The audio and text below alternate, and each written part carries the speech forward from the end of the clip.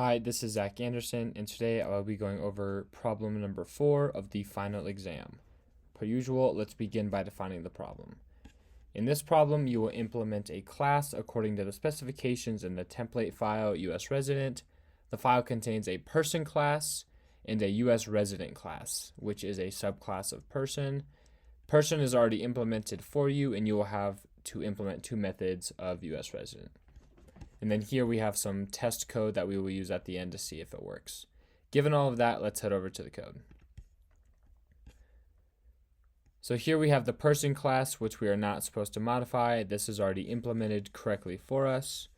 So we head down here to the US resident class, which we are supposed to modify. So this is where we begin. We have our function defined here with 3 parameters being passed in of self, name, and status.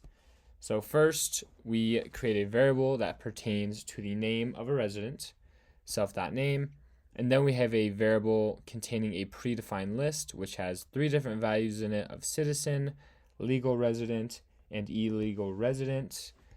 Then we're going to go down to this if statement, and this if statement is going to check the contents and then compare values to the predefined list. So if status is not in the status list, this is going to raise an error, and then it's going to print a value error to the screen. However, if there are no issues found, then this else statement will run, and then it will print the status of that person. Then we have our final function down here of getting the status. All this function does is return the status, so we just have one simple line here of a return statement of self.status.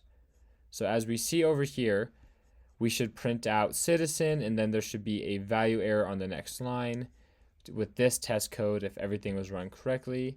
So we head over here, make sure that's ran, and then so we see we have the citizen here, and then we do have a value error spit out, so it looks like this works perfectly. Thank you.